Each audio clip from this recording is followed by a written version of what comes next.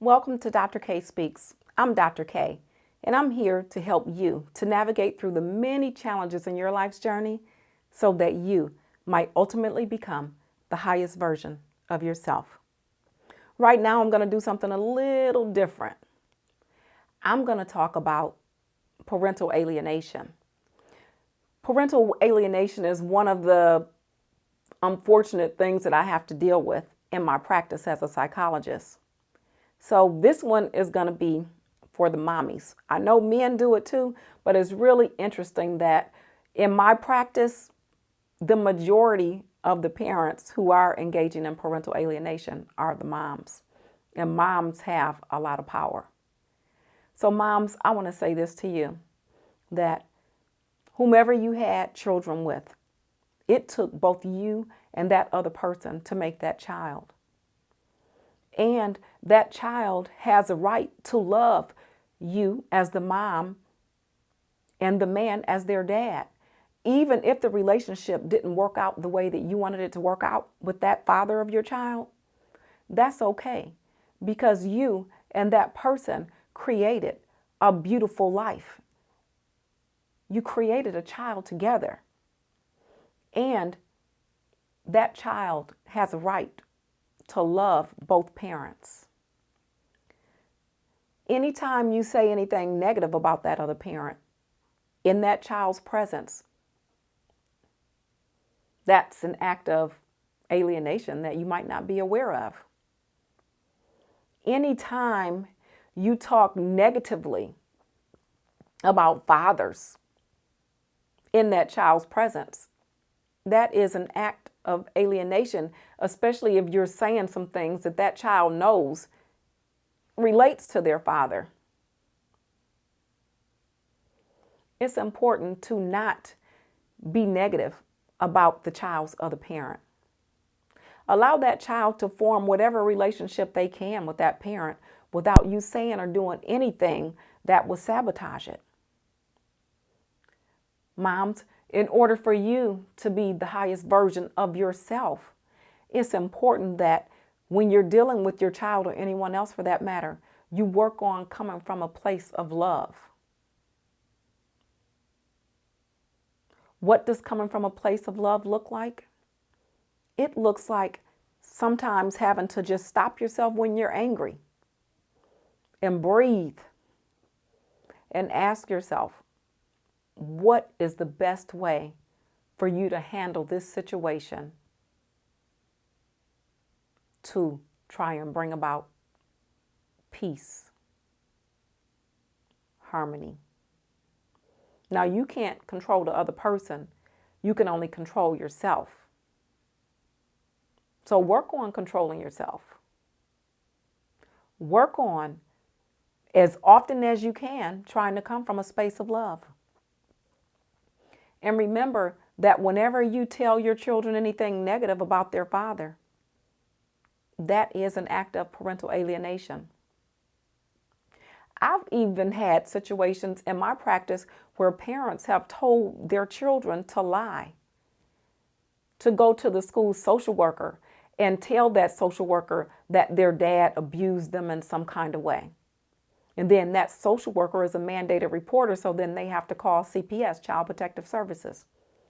And then there's an investigation. That is a horrible thing to do, to teach your child to lie about anything. It puts the kid in such a bad situation. It creates all kinds of anxiety for that kid. It's just not a good thing to do. So if you have in any way engaged in alienating behaviors, I want you to stop for a minute and focus on how much you love your child and how you want the best for your child, how you don't want to do anything that's going to contribute to your child having anxiety or unresolved issues. You can only do your part. Now, some of the fathers might not be handling their business as a dad, but let them alienate themselves from their own kids. Don't you be the one who does it.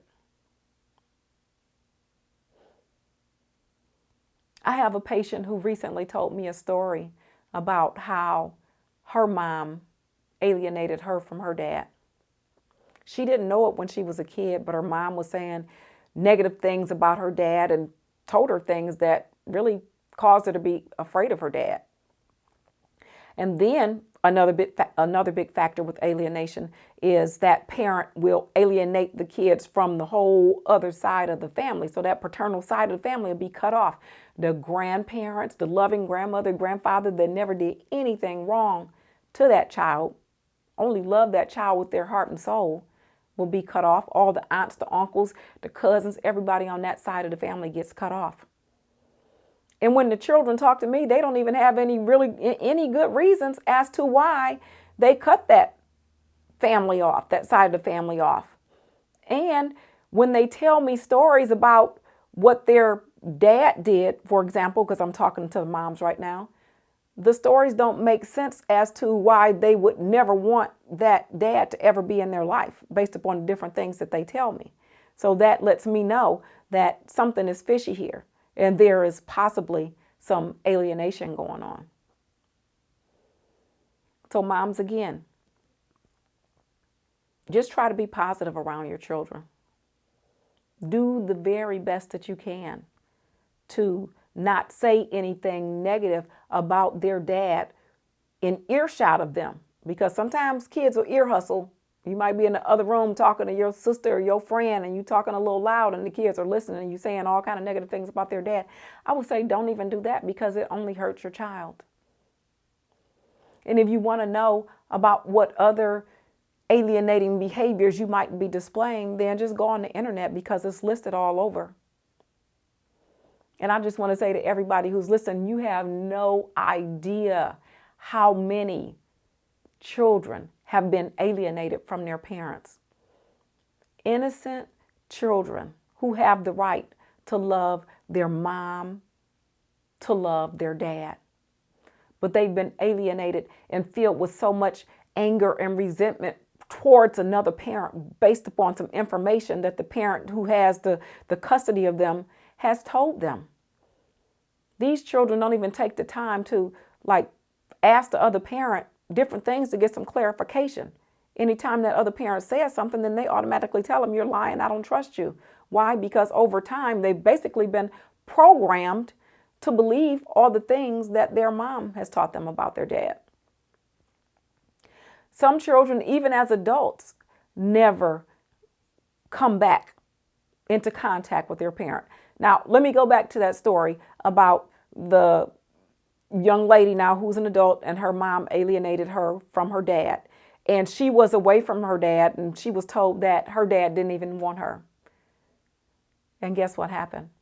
Right before her dad died, the girl went to see her dad because her dad, that was his dying wish, to see all of his children, and she was one of them. So she did get that memo and she went to see him. But it was later in life that she found out from other family members that she had connected with that your dad was looking for you all along. You know, we were even looking for you. So that child was told that her whole paternal side of the family, didn't want anything to do with her. Her dad didn't want anything to do with her. And then she finally saw her dad for the first time. She saw him when she was a little girl, but she didn't really remember that. But then she saw him again right before he got ready to die. And now she's struggling with that and wrestling with that. And she's got some resentment towards her mom that she has to work out, because to hold on to resentment is not healthy either.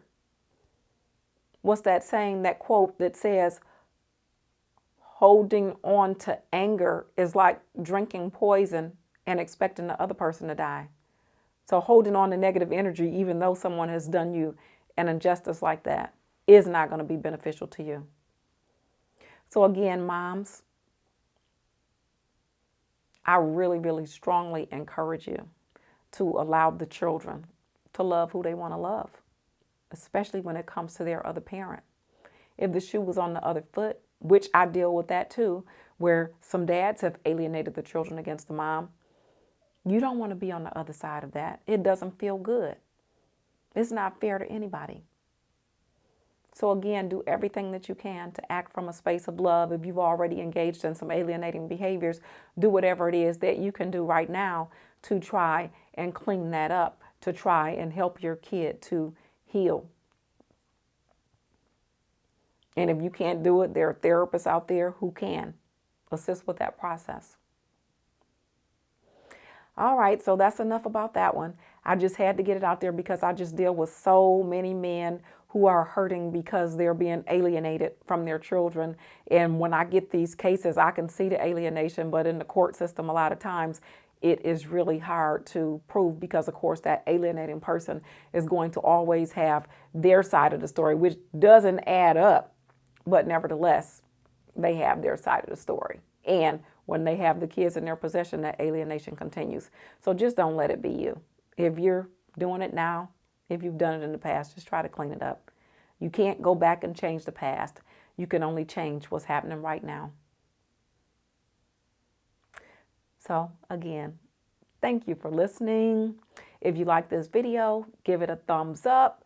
If this information that you heard today in this video was relevant to anybody that you know, then send it to them. Friends, family members, co-workers, colleagues, whoever it is, send it to them.